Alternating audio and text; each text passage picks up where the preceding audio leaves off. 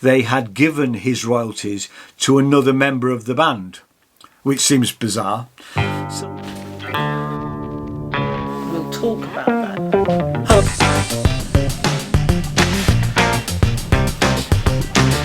It's dark down here. It's quite poor.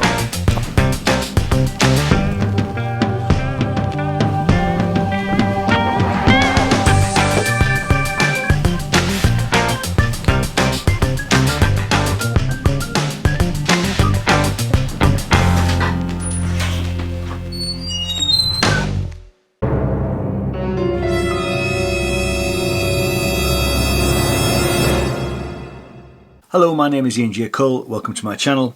This channel is all about music and art, and this video is one in a series about how to start a UK based record label, and it's the second part of a couple of videos where we're looking at contracts.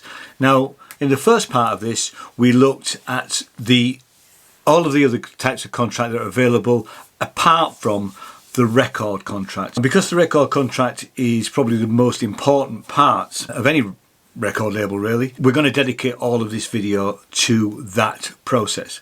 Now, the thing about recording contract is that it might seem as the holy grail, but the thing to be aware of is that the record contract isn't a charity. If you sign a major record deal, the contract will probably be very much in favour of the record label rather than you. They're going to probably give you a large amount of money, great, but realistically, is that what you want?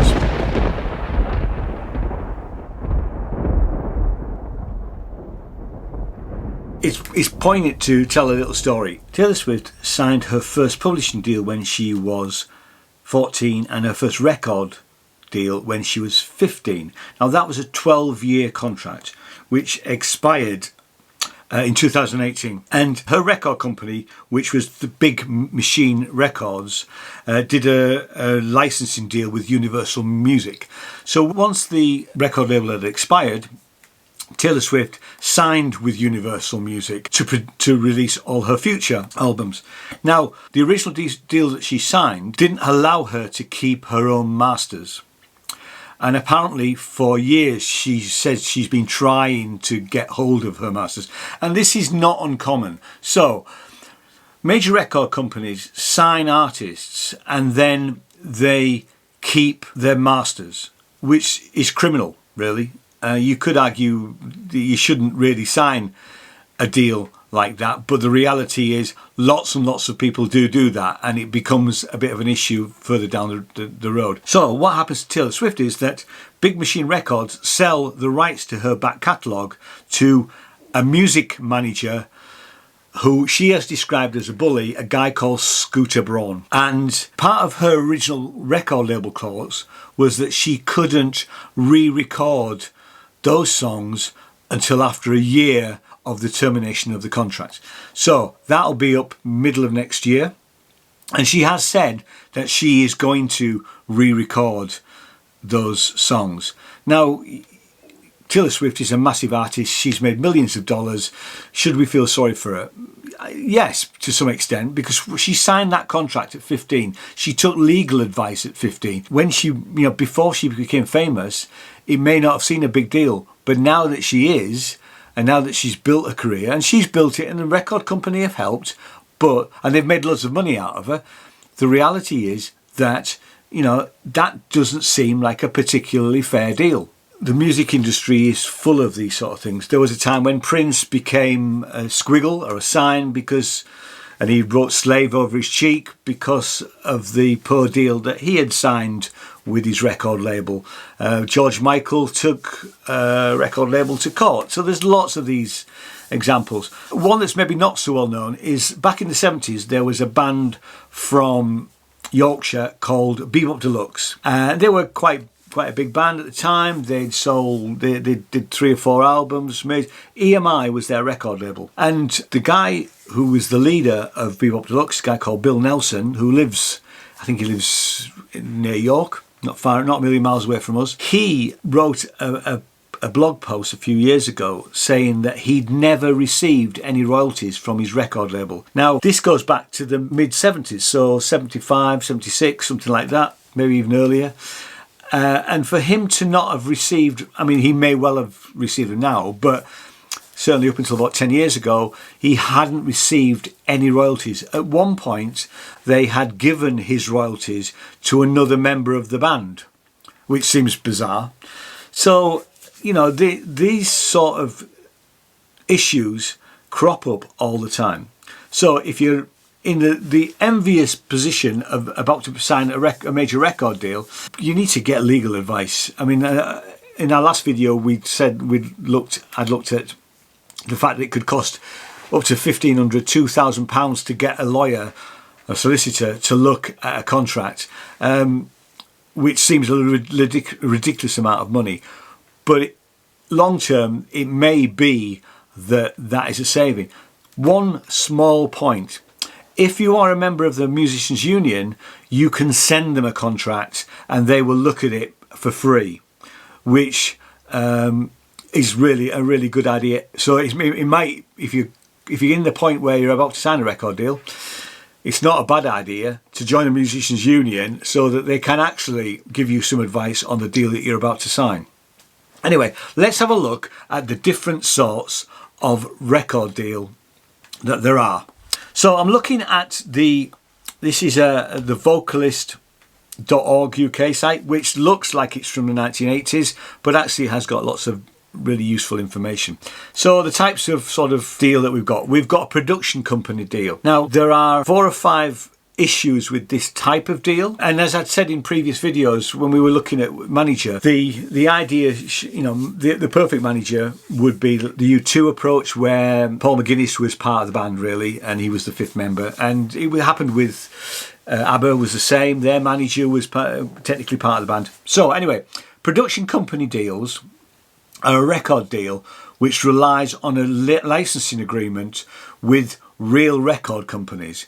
The problems with this is that they are usually, these production companies are owned and run by managers, which is similar to the sort of thing that's happening with Taylor Swift's back catalogue. Scooter Braun is a music manager who was obviously bought the rights to her back catalogue, and that is a problem in its own right really. Your back catalogue and your royalties can end up in the hands of somebody that you don't want them to be with. The other thing that will happen is that in a production company deal, you may get an advance from the manager, in this case, or management team, but you are going to be paying for all of your studio time. Now sometimes, if you sign another type of deal, you may get free studio time, and that used to happen certainly in the 70s and 80s. Don't know if it happens so much now. Certainly if we're a small independent label, and I'm going to get onto the sort of the deals that we do, but we would give our artists a reduced rate really. We still want to be paid for the time it takes to record, but it's not our full blown off the street price. Back to the production company deal, the copyright of your masters, I've already said about this, will still be owned by the company, probably, unless you are able to negotiate a deal where that isn't the case. And what they call recoupment, getting your royalties back is complicated. It's going to be complicated anyway. We know that through PRS, songwriting royalties and all that sort of stuff, it's difficult. So getting your money out of the record company can be difficult. And I will say a little bit about how we collect royalties as a small label for our artists. The other type is a full-blown licensing deal. Now, this is maybe something that you can do. You set your own little label up and do a licensing deal with a bigger company. So a licensing deal is where the artist has funded the cost of the recording, you retain all of the rights, and you negotiate a deal with a larger record company, and certainly if the artist is starting to blow up, then the record companies would certainly be interested in a licensing deal. The next type of deal is a profit split deal. So small independent labels with limited funds may negotiate a profit split where they agree to deduct all the expenditure from the income and then split the profits at the agreed percentage with the artist. Payments received can vary considerably depending on the success or failure of an album sale. So that's the type of deal that we use at Sinners Music. But there's more than one type of deal that we do. Usually we would say to an artist, look, if you're going to record it with, you don't have to record it with us, but if you record it with us, there's a reduced rate. If you go off and record it, you obviously keep all the recordings yourself. We will just put it out on your behalf, and then we will recoup the royalties. Now, the royalties that we don't get involved in physical production of media. So we don't do vinyl LPs and we don't do CDs. We only do digital distribution, so digital streaming. What happens there is that every quarter we get a statement from the aggregator, from the company that we're using to distribute that music, and they will tell us how much has been generated in the last 3 months. Now, these sums, because we're a small label anyway, these sums are small. And what I've said to all the artists is when we've hit a critical mass of, say, 20 quid, then we'll write a cheque. Our percentage for that is 20%. So we take 20% for handling that part of it. So we don't charge to do the initial upload or that sort of thing, and we will negotiate with the artist about photographs and all that sort of thing. We do reserve the right to not go with the photograph, and we've only ever done it once, but one of our artists turned up with a photograph which we didn't think was appropriate. We asked them to provide us with a different sort of photograph, because that photograph wasn't particularly high quality and it didn't really represent what it was a single, that particular single was about.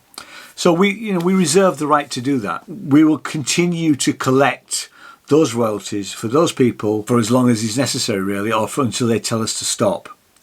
So the agreement that we go into with the aggregator is that unless we tell them to stop distributing and streaming a particular album or single or whatever it is, then we will continue, and we will continue to collect that money for them forever, really, within reason. Forever seems like such a long time. So that's pretty much fundamentally what we do. The other type of deal that we do is if there is a project that I really want to get behind, we will do the type of deal where I will fund it, and we're doing this on a couple of projects that's going to come up probably next year, or certainly 2020 and through 2021. There'll be a couple of projects coming up where we'll pay for all the recording costs, we'll pay for the distribution, and then we will claim all of that back, because those are the expenses, before the artists start to get paid. So that's not unreasonable. And then we will do a 50-50 split with that, because we've done quite a lot of the work. So that's the sort of agreement that we have with that type of thing. I hope you found that useful. If you like what I do, hit the subscribe button, and a thumbs up is always much appreciated. In the next video, we'll be looking at social media and having an online presence, and we will be talking about Facebook, Twitter, TikTok, that's the new one, the new kid on the block, Instagram, and things like that, and just having a social media presence. So, hope to see you in the next video. Thanks very much. Bye-bye.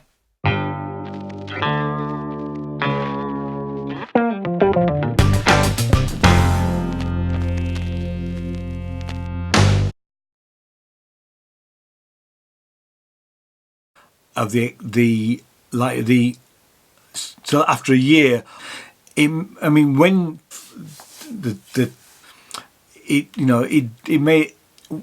that artist is starting to blow off. Did I really mean blow off? It's as if the artist is starting to blow off. In the next video, we will be looking at what are we looking at? Don't mean blow up. We'll might cut that out.